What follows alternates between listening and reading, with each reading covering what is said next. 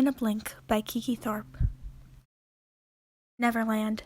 Far away from the world we know, on the distant seas of dreams, lies an island called Neverland.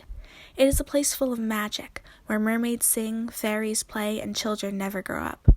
Adventures happen every day, and anything is possible. There are 2 ways to reach Neverland. One is to find the island yourself.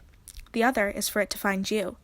Finding Neverland on your own takes a lot of luck and a pinch of fairy dust. Even then, you will only find the island if it wants to be found. Every once in a while, Neverland drifts close to our world, so close a fairy's laugh slips through, and every once in an even longer while, Neverland opens its doors to a special few. Believing in magic and fairies from the bottom of your heart can make the extraordinary happen. If you suddenly hear tiny bells or feel a sea breeze where there is no sea, pay careful attention. Neverland may be close by. You could find yourself there in the blink of an eye. There it was, that sound again. Kate McCready froze. The soccer ball rolled past her, but she didn't even notice. She cocked her head to one side, listening. Yes, it was the same sound she'd been hearing all afternoon, high and silvery, like little bells ringing. Kate looked around the backyard. What could it be? I got it, yelled Lainey Winters. She chased the ball into the corner of the yard. Lainey's big glasses slid down her nose as she scooped up the ball. I got it, she cried again. Kate's the monkey in the middle now. Across the lawn, Kate's best friend, Mia Vasquez, put her hands on her hips. What's the matter, Kate? She asked. It wasn't like Kate to miss such an easy pass. Do you hear that sound? Kate asked her.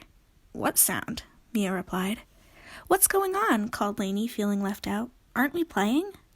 Kate listened again. She couldn't hear the bells anymore. She felt excited, although she didn't know why.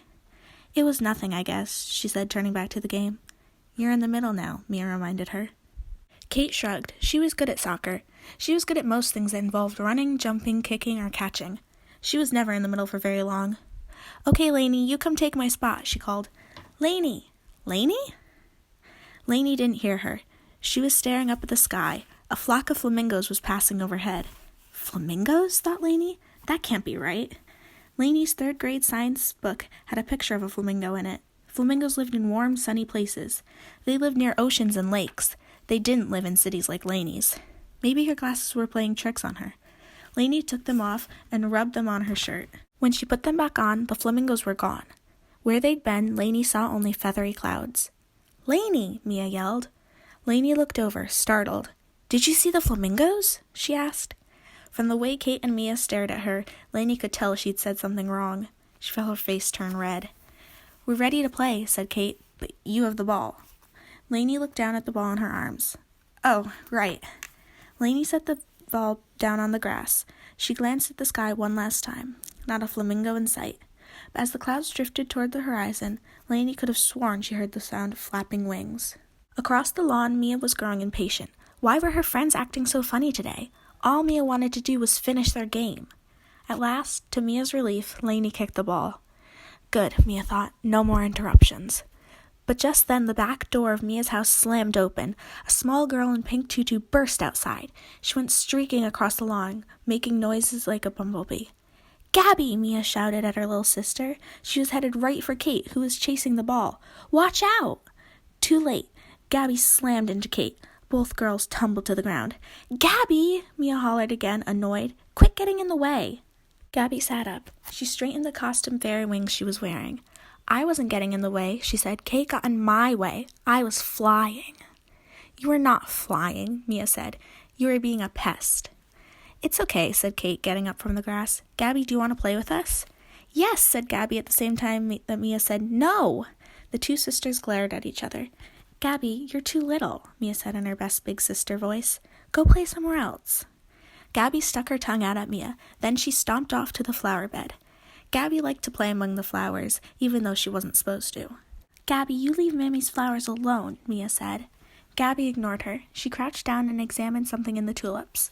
Ooh, she exclaimed, a fairy! Mia rolled her eyes. Her little sister had a big imagination, but at least she wasn't bugging them anymore. Mia turned back to the game. At that moment, the wing picked up. Mia caught the smell of seawater. That's odd, she thought. She looked around. Something about the way the breeze was blowing made the scrawny trees in her yard sound like rustling palms. Mia had the funny feeling that if she peeked through the fence, she would see the ocean right next door. Of course, she knew that was crazy. The ocean was hundreds of miles away.